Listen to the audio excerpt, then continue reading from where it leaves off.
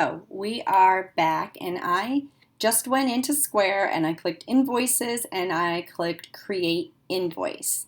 So the first thing you're going to do is put in a customer's email. So if someone ordered 5 pieces from you and their name happened to be Bandit Watkins, that's my dog, we're going to use that name. So Bandit Watkins at yahoo.com. There he is. I'm creating a new customer. So his last name is, you know what? For some reason it does this every single time. So I just copy and paste. For some reason, I haven't figured it out yet. And then I can get rid of that. I'm sure you guys can figure it out easier. All right. And I don't put any other information in because the majority of the time I do not have it. So we're just going to save that. So now I have my customer in there and their name and their email is in there.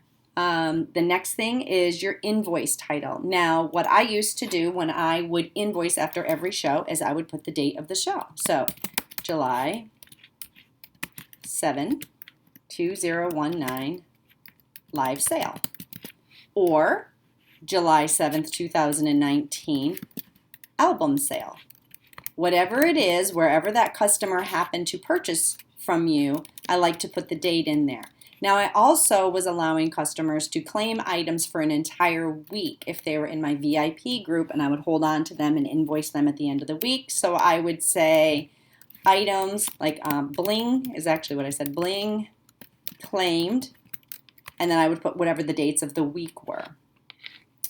In this message, when you set it up, you definitely want people to know what your procedure is. This was quite a while ago. So as you can see, I don't use any of this anymore. But you can say, please pay upon receipt, whatever your flat rate is, please pay within 48 hours. Whatever it is that you want to tell people in here about your policies and procedures, I highly recommend that you do. Scrolling down where it says send invoice by email, I email all of my invoices. I will also tell you that after you email somebody for the first time, when they get their first invoice, they have the option to click Save Credit Card Information. I had some clients who bought from me on a regular basis who chose to do that so that when I went to invoice them, their credit card number would pop up right here and I would click it. And when I went through and finished the invoice, it would automatically charge and they did not have to worry about paying an invoice. I only did this with very close friends and people that I knew. I allowed to do that. So usually send it via email. So this person Bandit purchased 5 items last night. So he purchased, 4 pieces of jewelry, the $5 items. And then he also got himself 1 kid's item. All right, so 1 kid's item, 4 at $5 is 20. My shipping is a $4 flat rate. I've already set up all of my taxes, so it's going to tax everything correctly right here. And continue to scroll down because I'm going to show you a couple of things. You can schedule reminders for this if you want. I didn't do that. I used to just go in and remind people myself. That way I know who paid and who didn't. This right here is crucial, guys. Request shipping address. If you don't click this, people will not think to give you your shipping address. And when you're ready to package and ship all your invoices, guess what? You're not going to have half of your addresses and you're going to really wish that you did. And it's just going to be a hassle trying to get them. Another thing, remember when I talked above how people could save their credit card information on file so you could auto charge? If you click this, this gives them the option to be able to do this. If this is not clicked, it's not even an option. So that's up to you. Attachments. When my customers would claim items for an entire week, I got into a little bit of a pickle where people would forget what they claimed.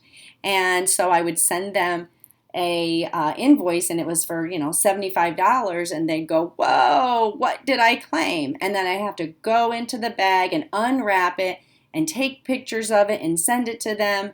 So this is what I started doing before. So when I went to invoice, every time I invoiced people, I would take the claimed items that they had claimed all week long. I hold them in a little bin or a bag, whatever you want to put them in with their name on.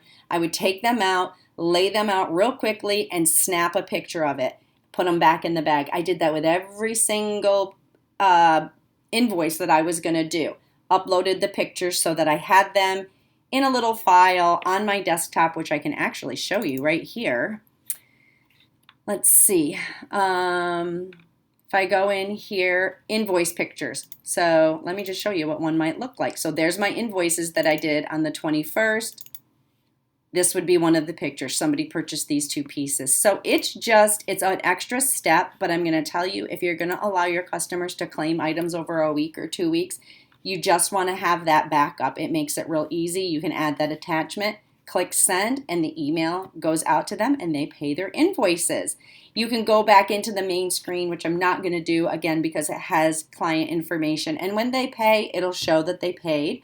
If you put in here that they're supposed to pay within 24 hours, it'll show up as overdue. You can send reminders. You can see who is paid and when they've paid. And it's just a really simple, easy way to see how much money you've made. There's reports. There's so much information in Square. So I think it's a great free tool to be able to use. So I hope this video helps you to learn how to use your Square to invoice.